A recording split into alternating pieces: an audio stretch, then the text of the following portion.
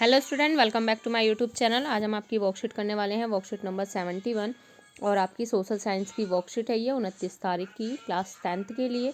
फटाफट नोटबुक निकाल लें, आपके कुछ इस वर्कशीट में कुछ प्रश्न हैं जो हम आज करने वाले हैं। तो क्वेश्चन नंबर फर्स्ट आपके सामने है, स्क्रीन पे आप देख सकते हैं। तो आपका फर्स्ट क्वेश्चन, संसाधन क्या है, इसके इनके वर्गीकरण पे नोट लिखें। तो हर वह वस्तु जो हमारी आवश्यकता को पूरा करती है या हमारे काम आ सकती है वो संसाधन कहलाती है। जैसे मिट्टी, पानी, घर, पुस्तकें, मोबाइल आदि। तो बच्चों ये क्या है, संसाधन है। ये दो प्रकार के होते हैं, प्राकृतिक संसाधन जल, मिट्टी आदि, और आपके इसमें हो जाएंगे।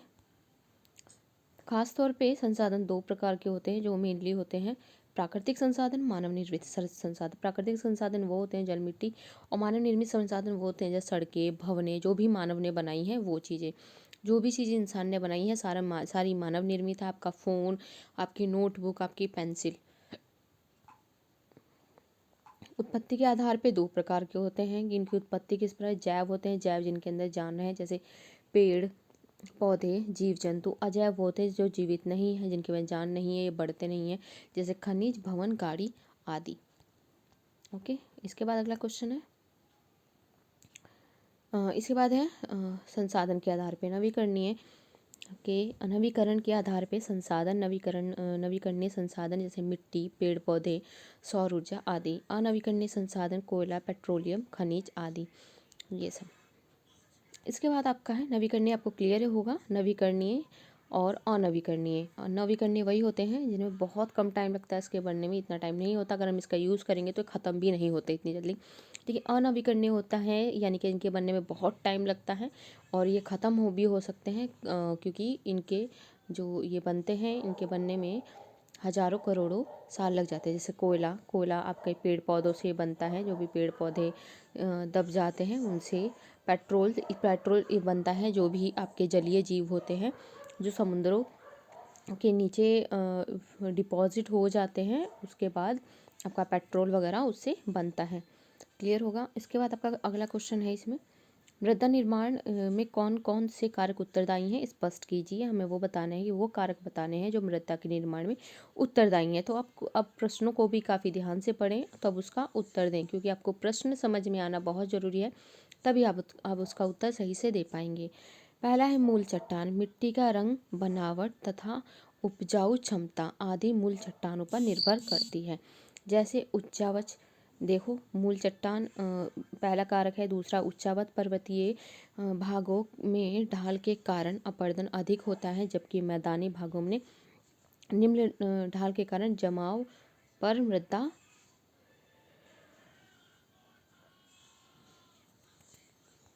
निर्माण अधिक होता है। इसके बाद जो है थर्ड है, तापमान, वर्षा आदि प्रमुख जलवायु के कारक हैं जो मिट्टी के निर्माण को प्रभावित करते हैं। तो ये भी चीज़ें मिट्टी के निर्माण में प्रभावित करती हैं काफ़ी। इसके पीछे इफेक्ट है, कोई भी अगर चट्टान है ये, तो यहाँ पे एकदम से अगर यहाँ पे सूरज की रोशनी इसके ऊपर पड़ती है तो ये क्या होती है, गर्म हो जाती है। गर्म होने के बाद इसमें क्या होता है, इसमें आपकी दरारें इस तरीके से पड़ जाती हैं, दरारें पड़ जाएंगी पतली पतली इस तरीके से। और जब कभी भी यहाँ पे बारिश होगी तो बारिश का पानी इन सब के बीच में भर जाएगा। भरने के बाद जैसे ही सूरज आपका यहाँ पे नहीं है, अगर मान लिया जाए सूरज नहीं है और यहाँ पे अब पड़ रही है बर्फ़ पड़ेगी, तो ये पानी जम जाएगा। तो वही वाली चीज़ है कि जिस तरीके से आप लोग फ्रीज़र में बोतल रखते हो, बर्फ़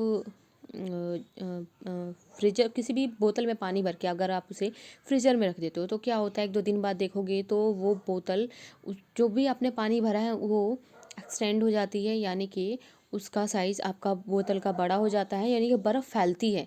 बर्फ़ अगर हम पानी कहीं रखते हैं, पानी किसी भी चीज़ में रखते हैं, तो जमने के बाद क्या होता है, फैलता है वो, उसकी जो डेंसिटी है, घनत्व है, वो बढ़ता है।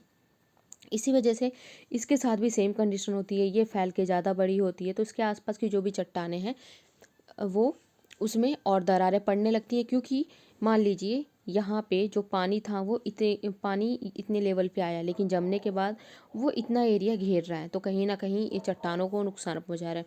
तो जैसे ही अगेन वापस ये गर्मी आएगी, यहाँ सूरज आएगा, तो वो वही चट्टानें छोटी छोटी छोटी छोटी टूट के नीचे गिरती रहती हैं और धीरे धीरे एक मिट्टी का जो निर्माण के प्रोसेस में काफ़ी सहायक होती हैं। तो मतलब ये मिट्टी निर्माण की प्रक्रिया हजारों करोड़ों साल में होती, करोड़ साल में, 1,000 करोड़ साल में कहीं आपकी 1 इंच जो जरा सी मिट्टी है वो बन के तैयार होती है। आगे है वनस्पति व जीव। वनस्पति तथा मृत जीवों के अंश मिलने से मिट्टी अधिक उपजाऊ बनती है। ओके, तो वनस्पति और जीव जब मिलते हैं तो ये मिट्टी और अधिक उपजाऊ बनती है, क्योंकि ह्यूमस की मात्रा उसमें बढ़ जाती है, जिससे कि पौधों को बढ़ने के लिए और उनके सही पोषण के लिए काफ़ी आवश्यक होता है। समय। मिट्टी निर्माण एक धीमी प्रक्रिया है, अंततः समय भी एक महत्वपूर्ण कारक होता है।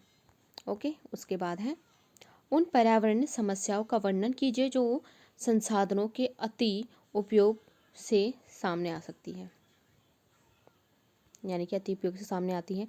तो ये देखते हैं, पहला है पर्यावरण की समस्या, दूसरा असंतुलित विकास की समस्या, थर्ड है ग्लोबल वार्मिंग की समस्या, संसाधनों की समाप्ति। तो क्वेश्चन वही है, उन पर्यावरणीय समस्या को बताना है, यानी कि जो आप में अपने एनवायरनमेंट में, अपने पर्यावरण में प्रॉब्लम्स देख रहे हो, जिसके कारण जो संसाधनों का, जो हम अपने संसाधनों का लगातार यूज़ करते हैं, पेट्रोल वगैरह, कोयला वगैरह, हम इसका बहुत ज़्यादा अति उपयोग करने से जो सामने आ रही है। तो क्या सामने आ रही है, अगर आप देखोगे हम इतना ज़्यादा पेट्रोल यूज़ कर रहे हैं, इतनी ज़्यादा रोडों पे गाड़ियाँ चल रही हैं, कोयला यूज़ कर रहे हैं, फैक्ट्रियों में कोयला, जो आपका काफ़ी सारे कारखाने वो कोयले से चलते हैं, तो क्या आपके सामने प्रॉब्लम, दिल्ली में सारे बच्चे इस टाइम, दिल्ली के ही बच्चे ये वर्कशीट सॉल्व करें, तो दिल्ली के बच्चों को पता है कि इस टाइम सर्दी के टाइम पे आपका एकदम से कितना पॉल्यूशन बढ़ जाता है, काफ़ी प्रॉब्लम देखने को मिलती है। अगर देखा जाए पॉल्यूशन लेवल, तो दिल्ली का बहुत ज़्यादा बढ़ता चला जा रहा है, और दिल्ली का ही नहीं, शहरों में पॉल्यूशन लेवल बहुत ज़्यादा है, क्योंकि ये सबसे ज़्यादा गाड़ियाँ चलती हैं।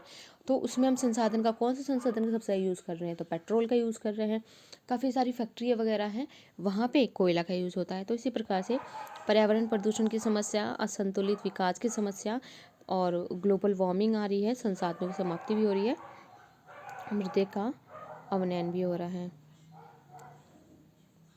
अगला क्वेश्चन है, पर्यावरण क्षति से होने वाले नुकसान कभी भी राज्य या राष्ट्रीय सीमाओं का ध्यान नहीं करते हैं, कथन की व्याख्या उदाहरणों सहित की। तो आइए देखते हैं, संसाधन के अति उपयोग के कारण पर्यावरणीय क्षति होती है, जिसके गंभीर परिणाम निकलते हैं। संसाधनों की अति उपयोग का ही परिणाम प्रदूषण है।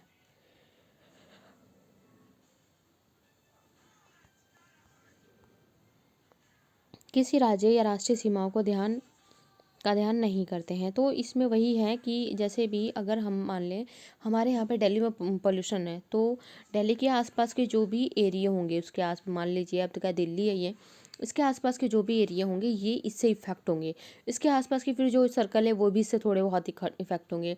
तो पर्टिकुलर ये नहीं है कि अगर हमारे राज्य में यहाँ पे पोल्यूशन है या कोई पर्यावरण संबंधी समस्या आई है तो हमें इफेक्ट होंगे, इस पे आसपास के जितने भी क्षेत्र हैं वो सारे के सारे जरूर इफेक्ट होंगे। जैसे एग्जाम्पल के लिए आप यहाँ देख सकते हो कि उदाहरण के लिए पराली अगर पंजाब में जलाई जाती है तो उसके प्रदूषण का असर दिल्ली में भी होता है।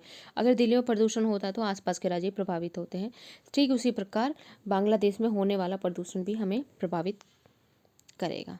तो ये आपकी वर्कशीट थी।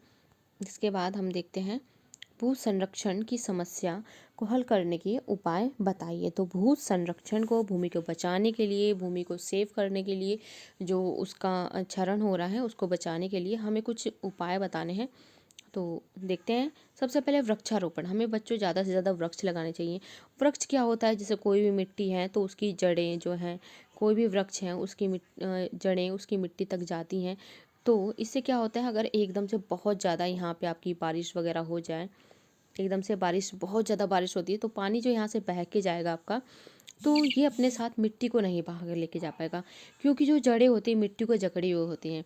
अगर यहीं पे ही अगर आपका पेड़ ना हो, बस यहाँ मिट्टी है, तो बारिश यहाँ डायरेक्ट पड़ेगी और ऊपर की जो परत होती है इसको ये बहा के लेके जाएगी, जो आपकी चादरनुमा संरचना, यानी कि चादरनुमा जो परतदार आपकी परत अपरदन से बोला जाता है। चराई पर नियंत्रण, चराई पे भी नियंत्रण होना चाहिए, क्योंकि चराई क्या होती है, मान लो सेम कंडीशन यहाँ पे भी अप्लाई होती है। ये कोई भी भूमि है और इसके ऊपर छोटी छोटी छोटी छोटी घासें लगी हुई हैं। तो घासें भी जड़ों के नीचे इसे जकड़ के रखती हैं, जड़ें ज़मीन को जकड़ के रखती हैं। तो चराई में क्या होता है, जैसे कोई भी जानवर उस घास को खींचता है अपने दांतों से उसे खींचेगा, तो उससे क्या होता है, जो मृदा है एकदम से वो उस पर इफ़ेक्ट पड़ता है। और फिर अगर यहाँ पे ज़्यादा चराई होगी, बारिश होने के बाद क्या होगा, फिर उसका वहाँ से वो मृदा बह के चली जाएगी, क्योंकि मृदा का जो ऊपरी परत होती है उसकी बच्चों वही काफ़ी उपजाऊ होती है। खनन का प्रबंधन और रासायनिक खादों का कम प्रयोग करना, क्योंकि ये भी बहुत हानिकारक होती हैं। बांधों का निर्माण करना, वैज्ञानिक कृषि करना। अब इसके बाद है स्रोत आधारित प्रश्न, जो आपके इसमें पैराग्राफ दिया था उसी से आधारित प्रश्न है, वही हम देखेंगे। संसाधन नियोजन क्यों आवश्यक है? संसाधनों के विवेकपूर्ण उपयोग, संतुलन, विकास तथा संरक्षण के लिए संसाधन नियोजन आवश्यक है। इसके आगे है लद्दाख की विशेषताओं का वर्णन कीजिए। तो आपका फर्स्ट है, लद्दाख एक शीत मरुस्थल है। यह एक सांस्कृतिक विरासत में धनी है। यह प्रदेश क्या है, सांस्कृतिक विरासत में काफ़ी धनी है। यहाँ खनिजों तथा जल की कमी है। इसके बाद जो आपका अगला है, भारत के किन प्रदेशों में खनिजों एवं कोयले के प्रचुर भंडार उपलब्ध हैं? तो झारखंड, मध्य प्रदेश, छत्तीसगढ़ आदि प्रदेशों में खनिजों तथा कोयले के प्रचुर भंडार आपके उपलब्ध हैं। उसके बाद डी है, भारत के किस प्रदेश में जल संसाधनों का व्यापक अभाव है? तो राजस्थान में जल संसाधनों का व्यापक अभाव है। तो बच्चों, अगर आपको हमारी वर्कशीट अच्छी लगी हो तो प्लीज़ चैनल को सब्सक्राइब कर देना, लाइक भी कर देना और इसे अपने दोस्तों के साथ भी ज़रूर शेयर करना और कमेंट करके ज़रूर बताओगे आपको हमारी वर्कशीट कैसे लगी है। मिलेंगे से नेक्स्ट वीडियो में नेक्स्ट वर्कशीट के साथ। तब तक के लिए good bye, take care and please subscribe, like, share and comment for my video and thank you for so much for watching. Thank you so much.